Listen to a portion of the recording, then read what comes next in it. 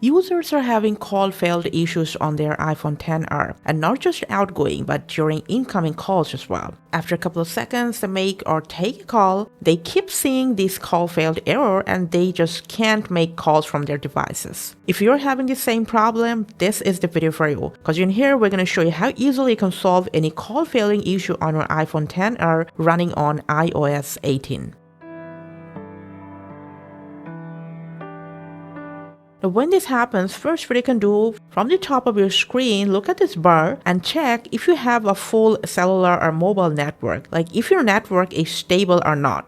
And also what you can quickly do in this situation is just go ahead, turn on airplane mode, wait for around 10 seconds, and then turn it back off. If you still have the same problem, go ahead, restart your iPhone. Press and release the volume up and down button and keep pressing the side button till the screen goes black.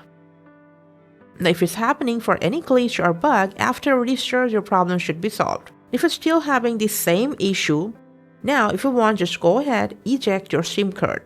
Now, make sure the SIM card is installed properly and not damaged. You can clean it if you want.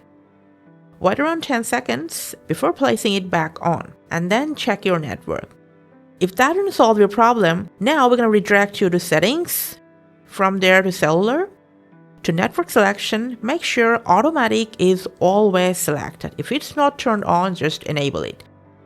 And talking about cellular network, when you're having or making a call, make sure your cellular data is turned off so that it cannot interfere with your call function. If the issue persists, don't worry. We're going to now reset network settings on our iPhone. From settings again, go to general, scroll down till the end to transfer or reset iPhone to reset.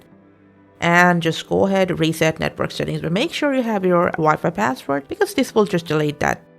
Now, just in case if resetting a network settings didn't help you, come back to the same section, and now all you're going to do is just select reset all settings. This will not delete any personal data, just reset some customized settings that you might have changed that might be causing this issue.